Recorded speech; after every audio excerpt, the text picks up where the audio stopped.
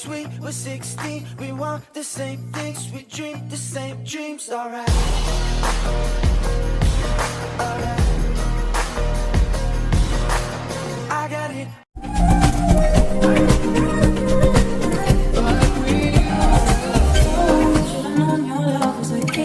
Now I can't get you out of my brain. Oh, it's such a shame that we don't talk anymore. We don't talk anymore. Baik, di sini saya akan membahas tentang kompensasi terlebih dahulu. Apa sih pengertian dari kompensasi tersebut? Pengertian kompensasi terbagi menjadi 3 macam. Yang pertama ada definisi kompensasi, tujuan kompensasi, dan bentuk kompensasi. Yang dimaksud dengan definisi kompensasi itu segala sesuatu yang diterima oleh karyawan atau sebagai balas jasa yang mereka terima atas kontribusi mereka terhadap perusahaan atau organisasi tersebut.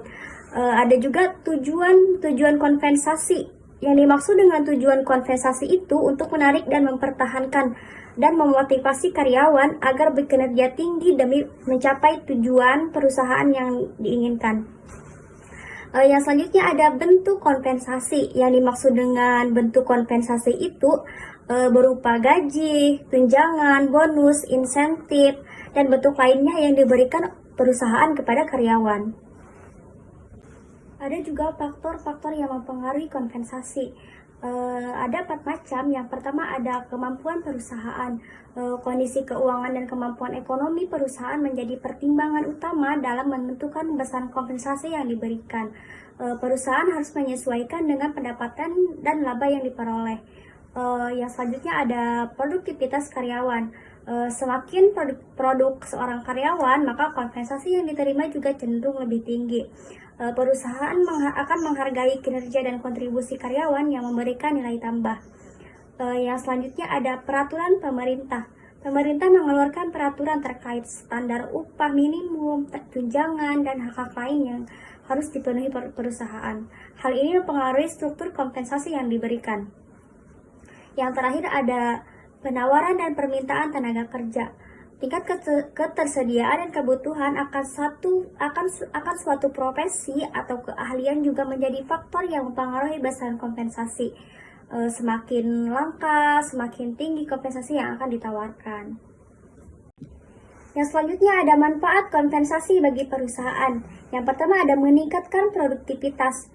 Kompensasi yang kompetitif memotivasi karyawan untuk bekerja dengan lebih produktif, sehingga meningkatkan efisiensi dan profitabilitas perusahaan. Yang selanjutnya ada mempertahankan talenta. Sistem kompensasi yang adil dan menarik membantu perusahaan untuk menarik dan mempertahankan karyawan berbakat, mencegah terjadinya turnover yang tinggi. Yang selanjutnya ada meningkatkan reputasi. Paket kompensasi yang kompetitif dapat meningkatkan reputasi dan citra perusahaan di pasar tenaga kerja, menarik kandidat potensial. Yang selanjutnya ada manfaat kompensasi bagi karyawan. Yang pertama ada keseimbangan finansial. Kompensasi yang adil dan kompetitif membantu karyawan memenuhi kebutuhan finansial mereka dan mencapai stabilitas keuangan. Yang kedua ada motivasi dan kepuasan kerja. Kompensasi yang memadai menjadi motivasi kuat bagi karyawan untuk meningkatkan kinerjanya dan merasa dihargai oleh perusahaan. Yang terakhir ada pengembangan karir. Skema kompensasi yang konversif mendorong karyawan untuk terus belajar, mengembangkan keterampilan dan meningkatkan posisi mereka dalam organisasi tersebut. Selanjutnya yaitu konsep reward dan punishment. Yang dimaksud dengan reward itu yaitu sebuah pengakuan, penghargaan, atau insentif yang diberikan kepada karyawan atas kinerja, kontribusi, dan hasil kerja yang baik. Reward dapat berupa promosi, kenaikan gaji, bonus, atau bentuk lainnya. Sedangkan punishment itu bentuk tindakan disiplin atau hukuman yang diberikan kepada karyawan atas pelanggaran, kesalahan, dan kerja yang buruk. Punishment dapat berupa teguran, penurunan jabatan, pemotongan gaji, atau bahkan pemutusan hubungan kerja. Keseimbangan reward dan punishment, pemberian reward dan punishment juga harus dilakukan secara seimbang dan adil untuk mendorong kinerja karyawan yang optimal. Reward akan memotivasi karyawan, sedangkan punishment akan memberikan perilaku yang tidak sesuai dengan aturan dan harapan perusahaan. Yang selanjutnya ada manfaat kompensasi bagi karyawan. Yang pertama ada keseimbangan finansial. Kompensasi yang adil dan kompetitif membantu karyawan memenuhi kebutuhan finansial mereka dan mencapai stabilitas keuangan. Yang kedua, ada motivasi dan kepuasan kerja. Kompensasi yang memadai menjadi motivasi kuat bagi karyawan untuk meningkatkan kinerjanya dan merasa dihargai oleh perusahaan. Yang terakhir, ada pengembangan karir. Skema kompensasi yang konversif mendorong karyawan untuk terus belajar, mengembangkan keterampilan dan meningkatkan posisi mereka dalam organisasi tersebut.